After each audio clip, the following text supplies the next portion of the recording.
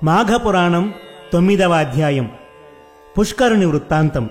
ఈ విధంగా ఆ ముగ్గురు కన్యలు పునర్జీవితులైన వృత్తాంతమును దిలీపునకు వివరించగా, దిలీపుడు శ్రద్ధగా వినిన తరువాత తనకు కలిగిన సంశయమును గురువర్యులైన వశిష్ఠుల వారితో ఇటుల నుడివెను.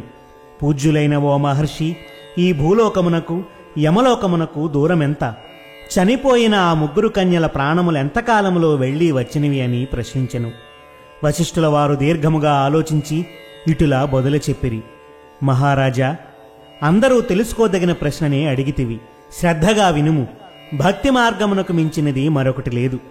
చనిపోయిన ముగ్గురు కన్యలు పుణ్యవతులు. వారొకసారి మాఘమాసంలో స్నానమాచరించి ఉన్నందున వారికి కలిగిన పుణ్యఫలం వలననే మరలా బ్రతుకగలిగినారు. దీనికి ఉదాహరణ వివరింతును, ఆలకింపుము. ఒకప్పుడు పుష్కరుడను విప్రుడు ఈ కన్యల వలననే యమకింకరులచే యమలోకానికి పోయి తిరిగి భూలోకానికి వచ్చెను. ఆ వృత్తాంతము కడు చిత్రమైనది. పుష్కరుడను ఒక బ్రాహ్మణుడు, మంచి జ్ఞానవంతుడు, సకల జీవులయందు దయగలవాడు. పరోపకారము చేయుటయే తన ప్రధాన ధ్యేయం. అతడు ప్రతి మాఘమాసమందును నిష్ఠతో స్నానజపములు మొదలగు పుణ్యకార్యములు విడవకుండా చేయు దీక్షావంతుడు. సదా భగవంతుని నామ సంకీర్తనను పాడుచు భజించుచు జీవితాన్ని గడుపుతున్న పరమభక్తుడు. ఒకనాడు యముడు పుష్కరుని ప్రాణములు తోడ్కొని రండని తన భటులను ఆజ్ఞాపించినాడు. యమభటులు వెంటనే పోయి ఆ విప్రపుంగవుని ప్రాణములు తీసి యముని వద్ద నిలబెట్టినారు. ఆ సమయంలో యముడు చిత్రగుప్తునితో దీర్ఘాలోచన నిమగ్నుడై ఉండెను. భటులు తోడ్కొని వచ్చిన పుష్కరుని వైపు చూడగా పుష్కరుడు బ్రహ్మతేజస్సుతో ప్రకాశించుచుండెను. యమధర్మరాజునకు ఏదో భయము ఆవరించినట్లయినది.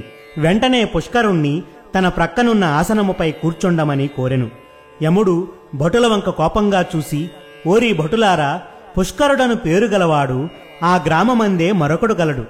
వానిని తీసుకురాకుండా ఈ ఉత్తముణ్ణి ఎలా తీసుకువచ్చితిరి అని గర్జించుసరికి గడగడ వణికిపోయిరి. యమధర్మరాజు పుష్కరుని వైపు చూసి నమస్కరించి జరిగిన పొరపాటుకు క్షమించమని కోరి భూలోకమునకు వెళ్ళుడని చెప్పెను.